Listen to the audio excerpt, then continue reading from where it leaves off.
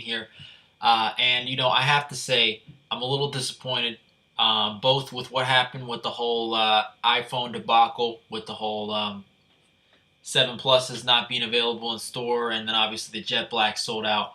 Also, but the fact is, I have a 7 Plus pre-ordered Jet Black, and I was online at three. So I'm on the East Coast. I was online at 3 o'clock sharp. Right, that's when they said the stores would open. They didn't open until, at least for me, I couldn't get on until about 3:13, and I got on as soon as I could, and I was done ordering within 5 minutes, and already my estimate had gone out to about 4 weeks. All right, for shipment. I heard it went from like immediate, so like it went from launch day shipment to 1 week to 2 weeks to 4 weeks within a matter of minutes. Okay, not like an hour or 2 minutes, right? So the fact that that was sold out already, and then I went back an hour later to check I check where it was at that point. It was for the Jet Black 6 Plus, I mean 7 Plus. You were looking at November delivery. Okay, and then for the other colors, so matte black or black, it was 4 to 6 weeks, and or maybe it was 6 to 8. I think at that point it just says November, but I think it was 4 to 6. And then for the other colors, it was also 4 to 6. So, I mean, I get it.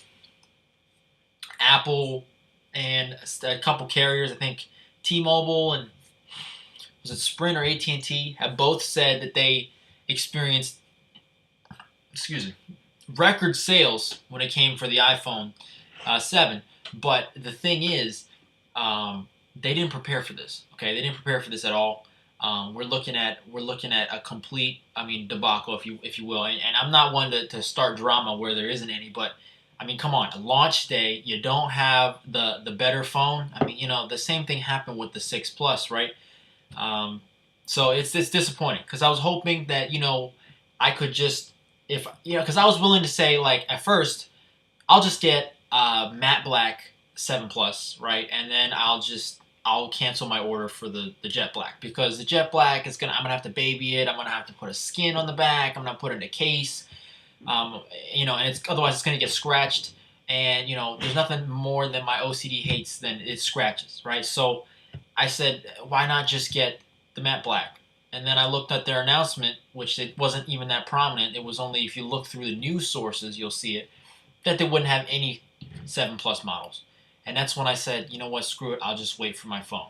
And so currently I'm looking at a 4 to 5 week shipment arrival time. So, I'm pissed. I'm pissed for sure. But anyway, so this video is going to be on the accessories that I purchased for this phone. Now, I'm not one that was actually super upset about the no headphone jack thing.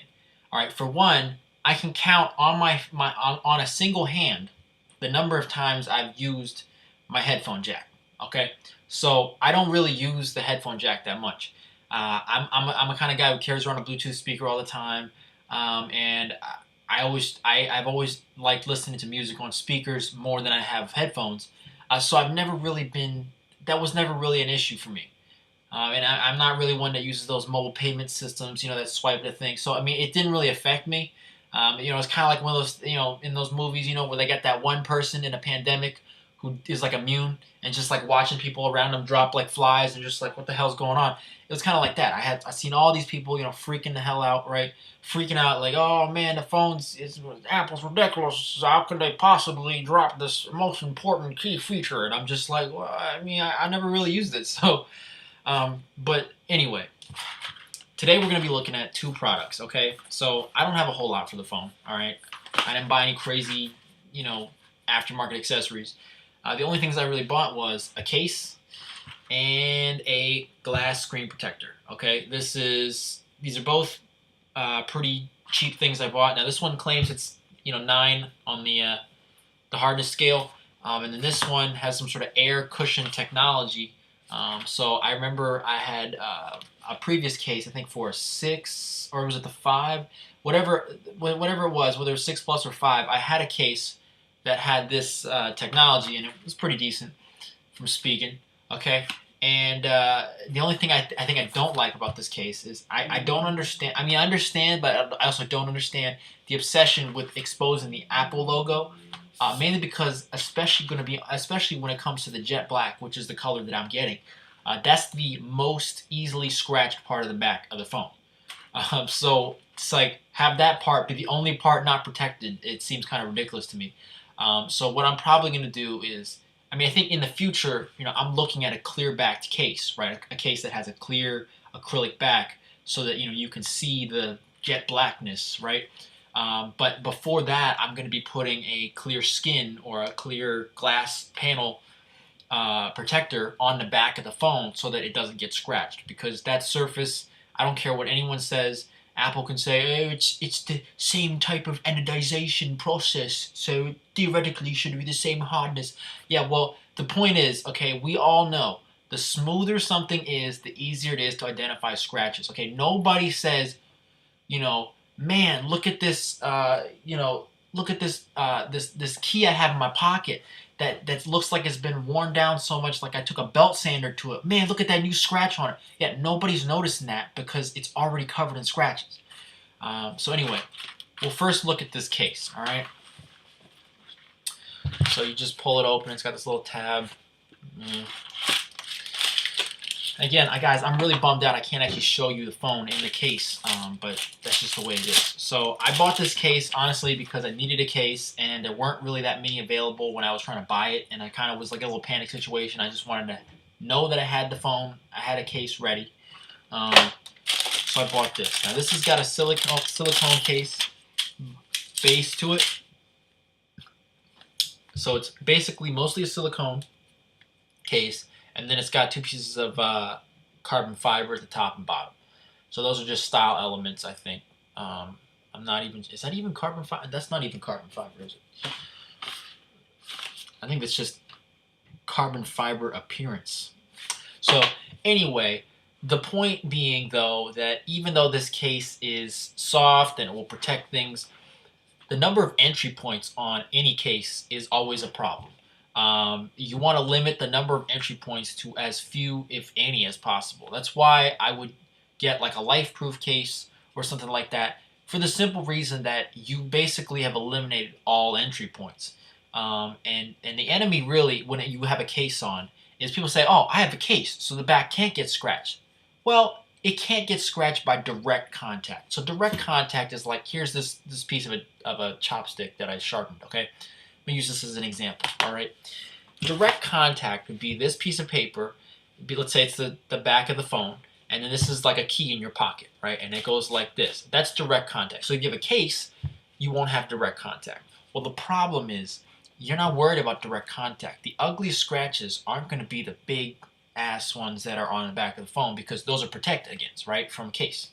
It's going to be the dirt and the little bits of little bits of lint and stuff that gets through the little holes that are in the case, and they get between the phone and the case. And then every time you pull your phone out, you put it back in, and you pick it up and you flex the case even a little bit, especially cases like this that are flexible, you're going to be scratching your phone and you won't even know it. And then when you pull it out, you're going to see these little spots all over the back of your phone. You say, "What the hell is that?" And you try to wipe it off. It's not going to come off, because what you're going to have seen is where a bunch of dust and lint and dirt collected into a little shape, and then it just stood there in a little pile. And every time you moved the phone, it shifted a little bit and acted like tiny little sandpaper spots, and it basically damaged the back of your phone. So the skin will definitely help with that. The glass skin that goes on the back of the phone, which I'm gonna, again, all of these are gonna be reviewed and shown on the phone once I get the phone.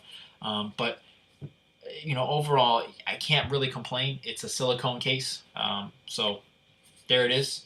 It has some rigidity to it, which is nice. So apparently these little pockets on the side, so that little round part here, apparently that's actually filled with air. It says, let's see what it says. Yeah, so apparently it's air cushion technology. You see that? So the little border surround here is actually filled with air, according to what they're saying. So that's the case. Not much to talk about there.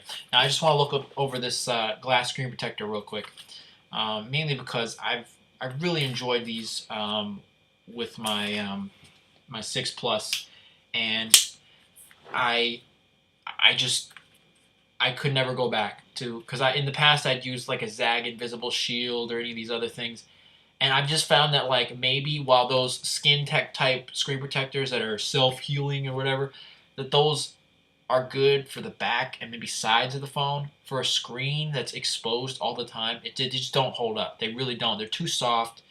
They get scuffed too easily, and they get torn. You know what I mean? And they can peel off. You know what I mean? The glass being so rigid, if it peels off, the whole thing's coming off. You know what I mean? So it's a lot harder to accidentally have one peel up on you. Like any of those, even the plastic screen protectors. Especially with the level of applicators that are coming out now. I'm going to open this right now, but the level of applicators that I've seen, I haven't applied one in probably a year at least, but even the level of like applicator technology I've seen in terms of how advanced it is, you don't even have to worry about getting like air bubbles underneath the glass anymore. It's that good. So, okay, we're going to try to see if I don't know how this thing opens. So this is definitely glued together. Pretty damn. All right, there it is. So, I'm not gonna get too deep into it because I don't want to get dust on everything. But it says, let's see, register your lifetime warranty. So this is lifetime warranty. It has a lifetime warranty. It's pretty cool. All right. So it has an alcohol prep. Okay, let's go over. I'll read you the instructions. All right. I mean, I know I can't do a whole lot with this video because I'm not able to show you the install, but wipe the screen with the alcohol prep pad. Wipe the dry wipe to ensure all the dust and liquid are removed, and then use the sticker. I've always liked when they include stickers because those are some of the most effective ways to remove lint and dirt. That you just, even after, no matter how many times you wipe, it just stays there. That's the best way to remove it. Let's see. So it has, okay, the cutouts. Let's see. I see. Oh, okay. So this one, I see. Let's see. Okay. I see. Okay, so the way this works is it has what are called guide stickers. So you align the phone, and then once you've aligned the phone, you add this. So you align the screen protector on the phone, and then once you have that aligned, they give you guide stickers that you can stick on, and it acts like a little hinge for the screen protector. So basically, once you've lined it up, and then you peel back the back of the screen protector, and you peel back the back for the alignment sticker, it acts as a hinge, so your alignment is perfect. So after you remove the backing for the screen protector, you just drop it on from one end to the other, and it's a seamless install. So yeah. I guess it says at the back there's another method. Let's see. Oh, okay, you can hold the, yeah, okay. Yeah, there's another method which I don't know what the efficacy of both. I would argue that maybe the hinge method's better, but this one, they call it the wing method, where you use the tabs to hold the screen protector, like hover it over the thing. But I've always found that with something this statically charged, it never works. But anyway, from what I understand, there's 2 included, so I do see 2, which is always nice. Here you have your stickers, and then of course you have your wet and dry wipes, which is nice. You have 2 packs of these, okay? And then of course you have your 2 screen protectors, all right? And then of course you have your alignment stickers too. These are just clear stickers right here. Again, all of this, and this thing only cost me $10 on Amazon. I will throw the links in the description below. This is the Max Boost Premium Tempered Glass Screen Protector. The case is the Spigen iPhone 7 Plus case, air cushion technology, rugged armor. I don't really see a clear name. I think it's just like their first ever iPhone 7 case, 7 Plus case. I mean, again, also, you have to be careful when you're on Amazon, because a lot of the stuff that you'll buy for the iPhone 7 Plus, won't actually in the pictures where they show like a mock-up of the product or whatever, the case, screen protector, or whatever. It won't actually show the iPhone 7 Plus. It'll just show the iPhone 7, but the title will say like iPhone 7 Plus. So whenever it comes to those and it seems like the picture doesn't match the product, be really careful when you read the description and make sure it's for the 7 Plus, because again, obviously they're not going to be compatible, intercompatible. So yeah, guys. I mean, I wish I had more for you, but that's really it. Until I get the 7 Plus, until I get the phone, there's not much I can do. My 6 Plus had they call it the IC chip disease or whatever, basically where the chip detaches from the board and you get the ghost touching, and eventually it just died. So, and I was out of warranty, and so to get it replaced, I think it's like $362. So I just said, to hell with it, I'll buy a new phone. So that's what I'm getting, 7 Plus. So anyway, guys, I will get you those videos as soon as I have the phone. And I'll have tons more content coming on that front, as well as another review, unboxing and review of a battery case, probably, and a waterproof case, probably too. Now you're saying, why are you getting a waterproof case? Well, even though the phone is water resistant, and even though dudes like Everything Apple Pro and some other guys have shown that the phone is really waterproof by submerging it to well below 3.5 or 3.3 feet, and showing that, hey, even at like 5 feet for like 2 hours, it's still watertight. It's one of those things where it always helps to reduce contact, and in addition, after getting your phone wet, if you don't have a case on, or not a case that's watertight anyway, you won't be able to charge your phone for a while because you have to let the ports dry out, right? Or the port, because there's only one port. So again, that's always a disadvantage, and I figure having a case that's super rugged that can take more pressure and, like higher pressure water, so like being sprayed with water, jumping into water, being thrown around, that sort of thing. And also just a case that will protect against preserve and enforce torsional rigidity, because one of the weaknesses of any phone that's waterproof is flexing. Because if the phone flexes and the sealing surfaces change, suddenly it's not going to be as watertight anymore. I mean, suddenly that adhesive is going to start coming apart. So to me, a case that's really rigid, that is going to protect against water as well, is going to be a double barrier, right?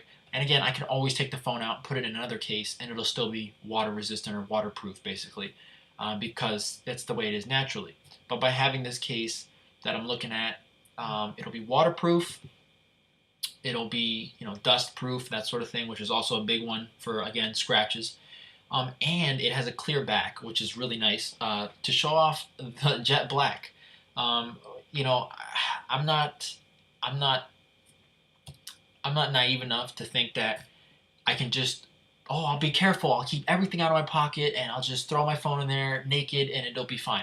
Because one, I know I'm clumsy enough to drop the phone, and if I drop that phone, even if it doesn't get structurally damaged, or functionally damaged, okay, it's gonna look ugly, especially in the jet black. The jet black will be the worst phone to show damage, be a scuffing, scratching, denting, whatever.